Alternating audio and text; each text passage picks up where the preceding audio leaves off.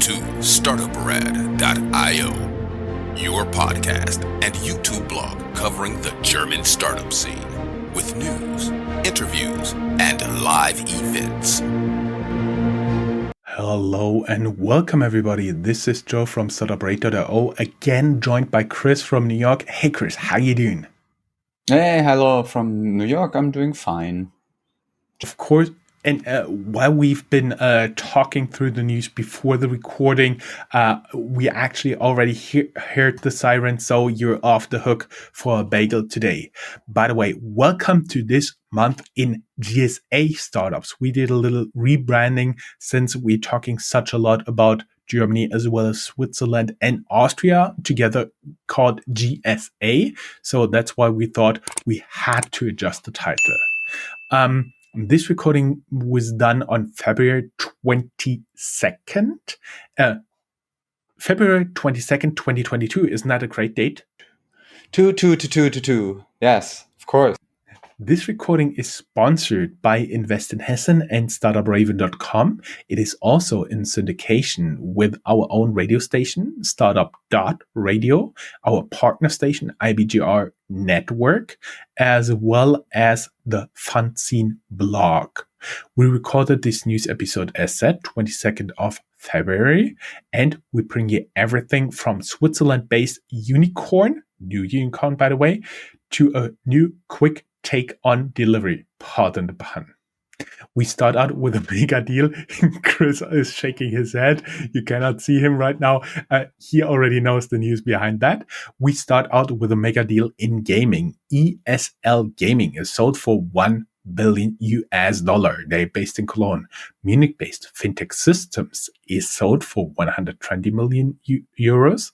And Aachen-based Next Ego may accomplish the turnaround of the whole year. They're coming out of insolvency and looking to get listed with a SPAC deal at a valuation at approximately 1.5 billion euros. Switzerland has a new unicorn called Scandit. Gorillas wants to buy a French competitor and is thinking about a SPAC deal. Also, we have a large update on neobanks in Germany for you, and they are not all doing well. Let's talk startups. As always, in our show notes, you find an option to subscribe, and big thanks to our enablers. This show was made possible by Hessen Trade and Invest with the brand Invest in Hessen. You can learn more about them here, invest-in-hessen.com. We also run a dedicated sub-podcast with all interviews and news in cooperation with them. Find them here in the show notes, and Startupraven.com, the best way to identify investors and cooperation partners for early and later stage startups. Sign up for early access at Startupraven.com. Chris, you got some top news, right? Yes, definitely. Because one thing we were looking at in the past couple of weeks was the changes in the, probably you could say, digital gaming industry. We had the huge Activision deal, and we also had a big here in the US, and we also had a big deal in Germany in esports, to be more precise. And there, ESL Gaming, a company based in Cologne, is sold for $1 billion US to the Savvy Gaming Group, backed by the Saudi SWF. And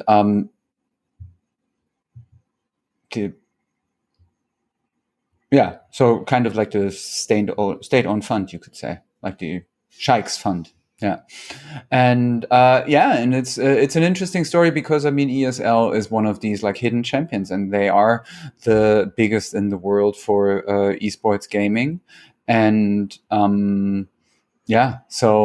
going to be interesting to see how this whole ecosystem there is going to evolve, because I think it is one of the it is a really cash cow, but if you're not into esports yourself, it's really as if it doesn't exist.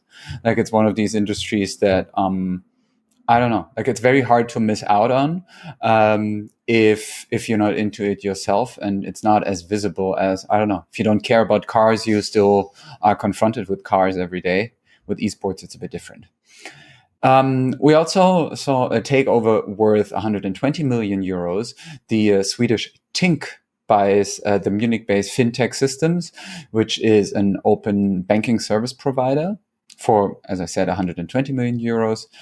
And then we have the story that you already kind of hinted at, that there is a car manufacturer in Aachen in Western Germany who just got out of insolvency protection, and whose idea it now is to say, let's do a SPAC deal in the first half of 2022, and let's aim at 1.5 billion euros.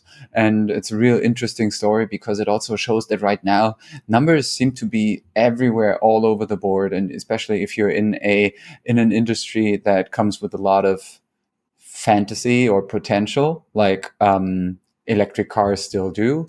Apparently, you can have the bravery or the self-esteem to aim really high.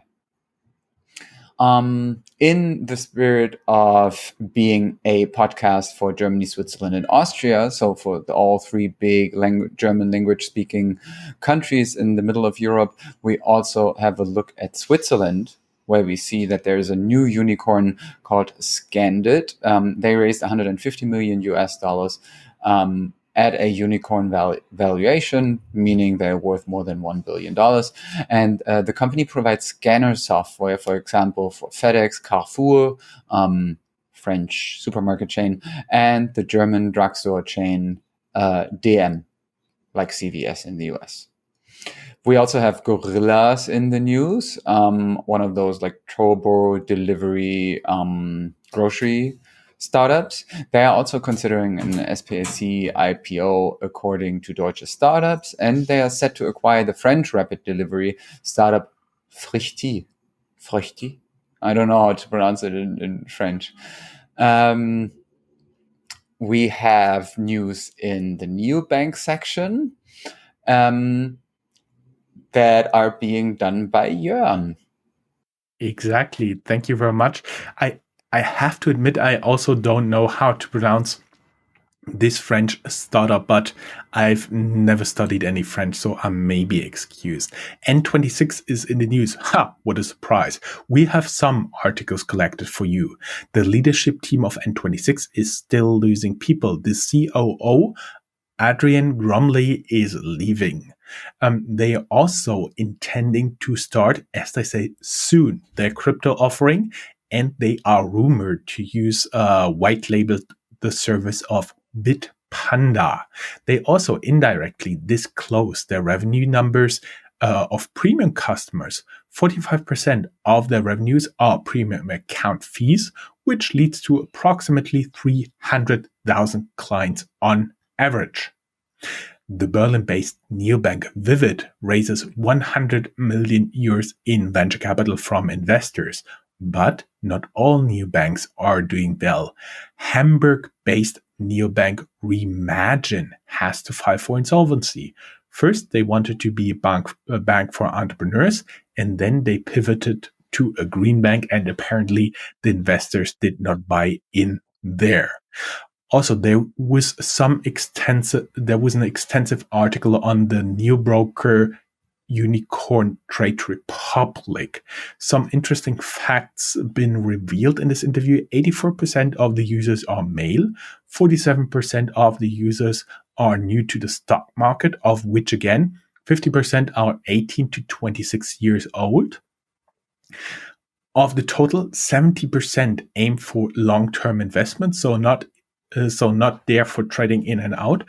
56% actually are not in for the thrill. And in total, the users invest approximately 60% in equities, 26% in ETFs. In equities, I mean directly owning shares in companies, and only 2% in derivatives. The median return of the users has been 7.1%. This is from 2019 to summer 2021. And I have another typical German story, Germany and Telegram.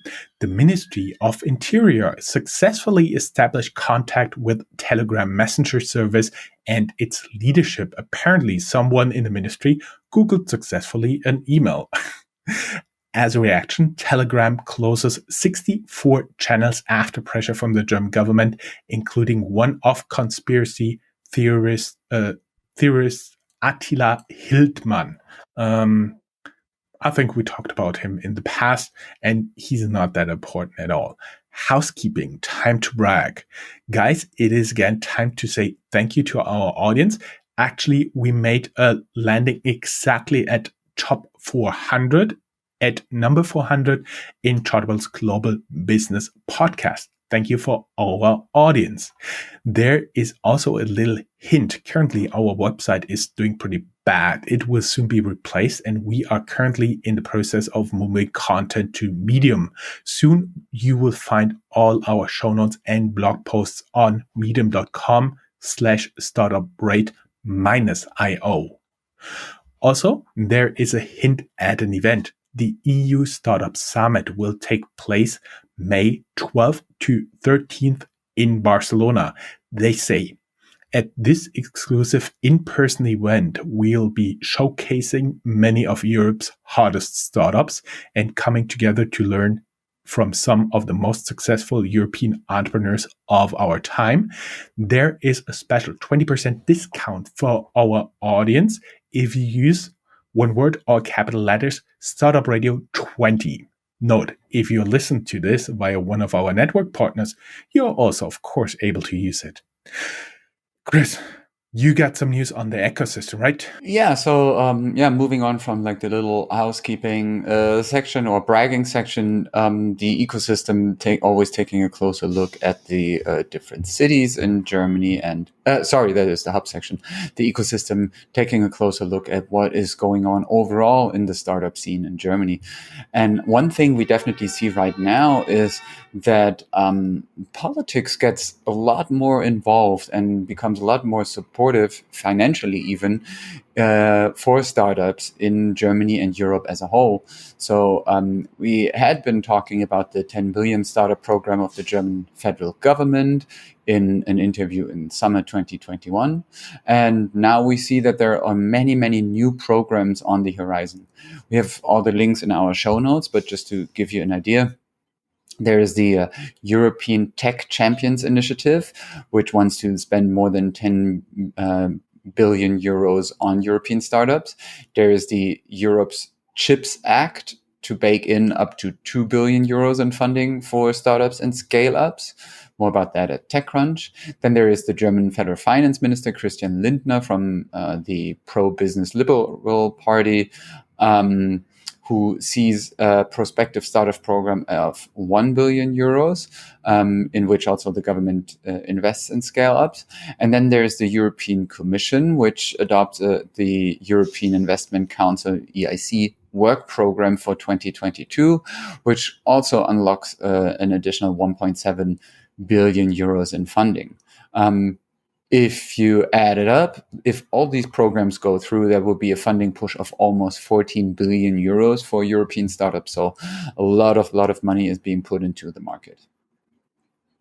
We also see that the Hamburg-based Brightpoint Capital is in the process of raising Europe's largest privately managed umbrella venture capital fund. A goal is to get 500 million euros.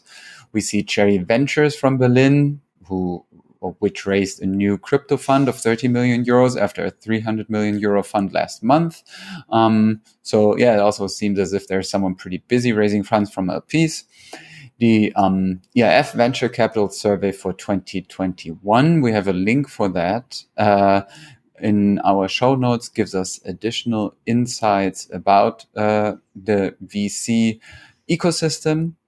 And in terms of politics, we also see that the digital euro bill due early 2023 will be due early 2023, as is written by Bjarke Smith-Meyer at Politico.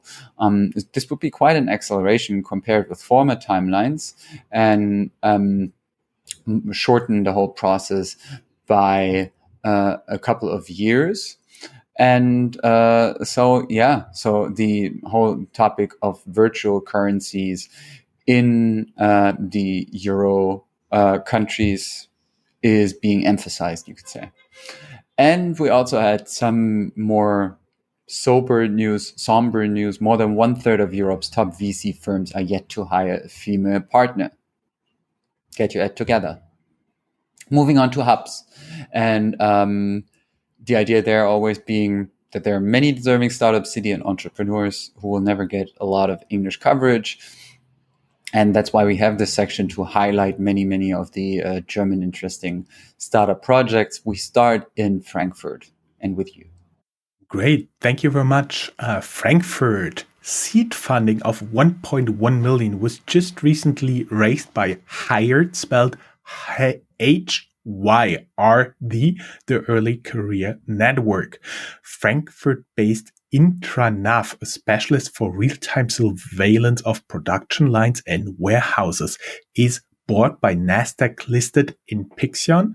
The transaction was actually announced by them in early December, but we just found the release on the website this month. I mean, better late than never, right? Frankfurt-based Operations One raises 11.1 million for its software that manages operations and connects workers. Frankfurt-based Helaba, which is a bank called Hessische Landesbank, meaning state of Hessen, they invest in a Munich-based impact fund. The European Investment Council EIC Accelerator invests 30 million euros in 3 green startups, including CO2 BioClean from Frankfurt. Note, we'll have an interview with CO2 BioClean coming up pretty soon in our cooperation with Invest in Hessen. We will also have an interview that's already edited with Professor Philipp Sandner talking about stablecoins and the digital euro. Plus, we already have an interview recorded with a political analyst talking about the new government of Olaf Scholz and their position on startups. Right now, it's a little political, a little bit high level, but we'll do a follow-up soon. And of course, they'll all be released pretty soon. Talking about my native city, Mainz, Via Campo Group. It's an online retailer of wine. They made an exit 2021.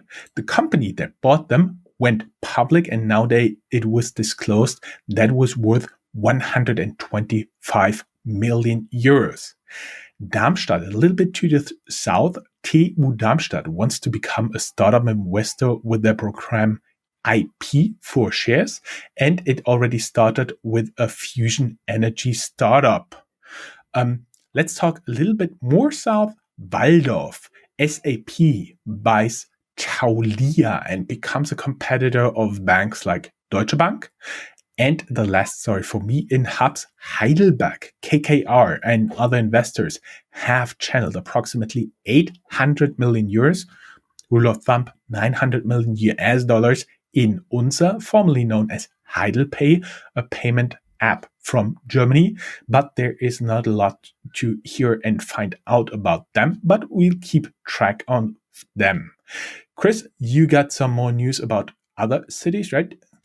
Yeah, definitely. And first, some minor additions, like TU Darmstadt is actually a university, which tries to start a startup investor, or try to turn itself a bit into a startup investor. And then SAP, I think a lot of people in business know it anyway, because they have these insanely successful software, but it's also considered one being like a real epitome of German business culture of the last couple of decades, but at the same time being really big and blue chip-ish. So it's really interesting, I think, to see institutions like these look more and more into the startup space. And it all just goes to show that I think overall the German business sphere becomes, or even business and societal spheres become more and more comfortable in dealing with the startup world, you could say. So it's little signs everywhere. Dresden, in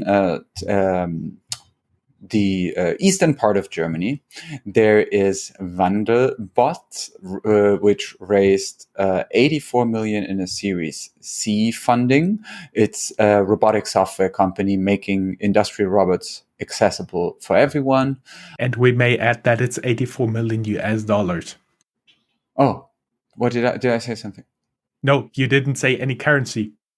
Yeah, 84 million sausages, as my math teacher in 5th grade always said. 84 million what, Christian? 84 million what at the unit.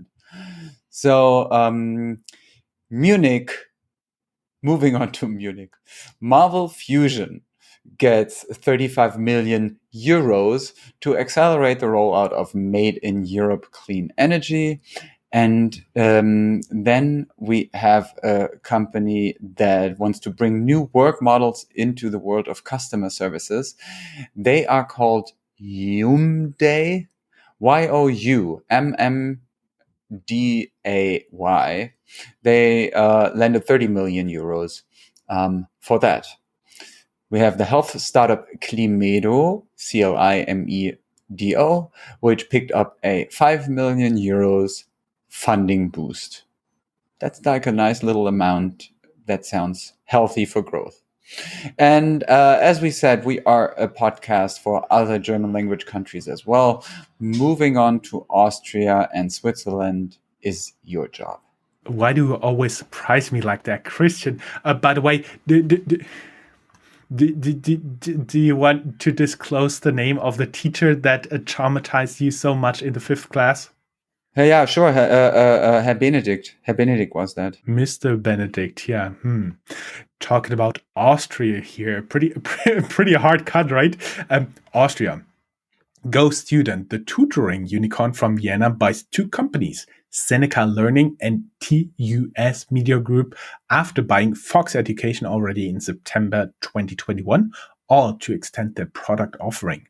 And Firstbird, one of Vienna's first HR tech startups, exits to a US-based company. There is some Switzerland news. Swiss-based Russian Elon Musk builds a cargo drone with a speed of 19,000 kilometers per hour called Jungfrau. Chris, what is this in miles per hour? Such a drone would make transatlantic freight delivery much faster and cheaper, but could also have military applications. This is not a perfect example since a drone would need time to speed up and slow down, but if it would fly all time at maximum speed, the drone could deliver parcels from Frankfurt to New York City in 20 minutes. That is fast, right? That sounds dubious, but sure. I'm waiting already what you're going to send me. I'm also pretty confident it will not classify as green and sustainable transportation. Talking a little bit about the bigger guys, UBS, Union Bank of Switzerland, they have brokered 300 million Swiss francs in investment in Swiss startups so far. And then Revival Healthcare Capital, 415 Capital, and existing investors invest 90 million US dollars in Lausanne, Swiss-based Distal Motion for the development of their robot surgeon. Let's do a little bit general news company section. Fintech. Today, apparently, we're very heavily leaning towards US banks. But first, Crypto.com was for months aggressively marketing to German clients, apparently without having the proper license. JP Morgan plans to enter for the first time retail banking in Germany with a robo-advisor based on their recently acquired Nutmeg platform.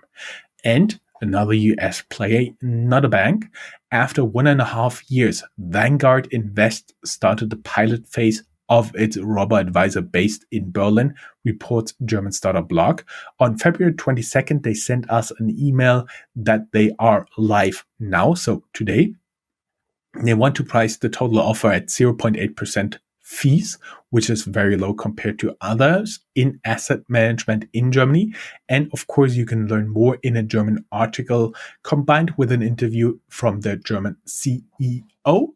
I would just like to add that Vanguard was the first company that made ETFs popular, but they're index funds popular, but they're not necessarily ETFs, so they're not traded on a stock exchange. You always have to deal directly with Vanguard or one of the people hired by them or companies.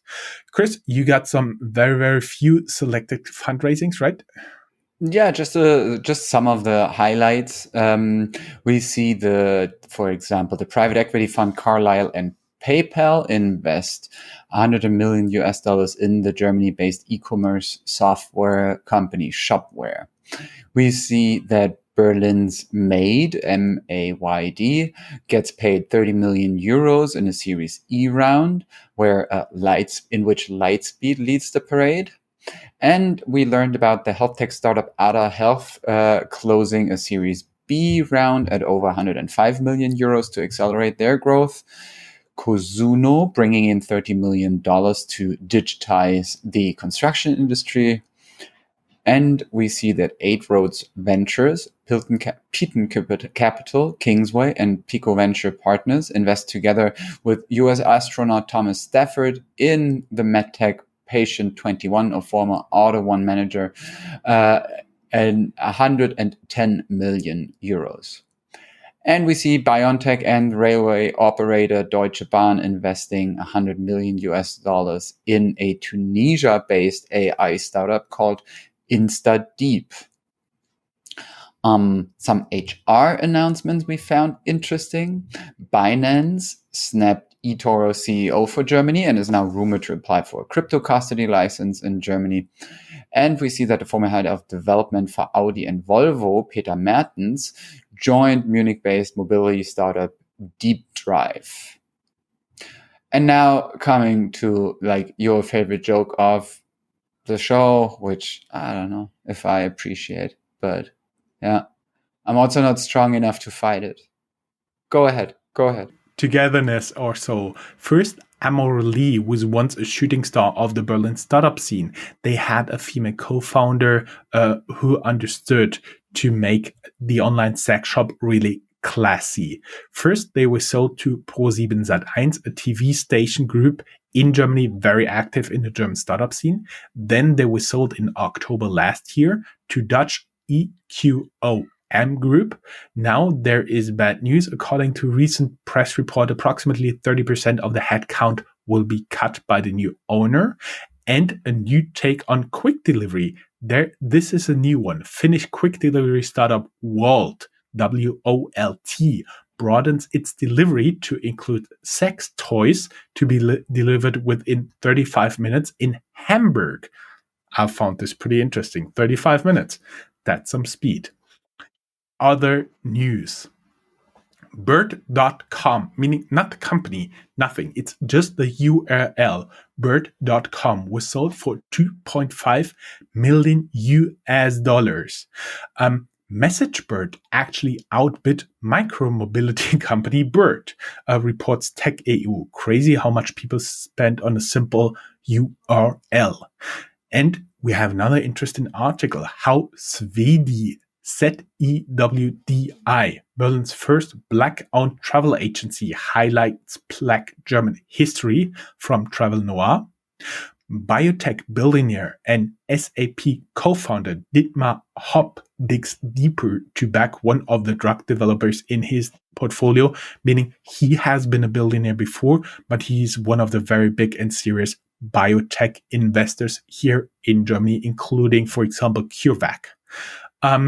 Then one more news for me. German deep tech Vara is on track to accelerate breast cancer screening. Chris, you got some more news to close up the news today, right? Yeah, sure. We nearly made it through, but Home24 surprises the markets with stagnating revenues and dumped its forecast. Takeover of the brick and mortar retailer should be completed in the second quarter of 2022. And we have something about Tiger Global, which are normally headquartered here in New York City. But since they are a large investor in the German-speaking startup scene, we thought that we'd also mention them. They raised $11 billion for a new venture fund exceeding their target. Some more information about that can also be found in our show notes, linking to the information. That is it on the news front.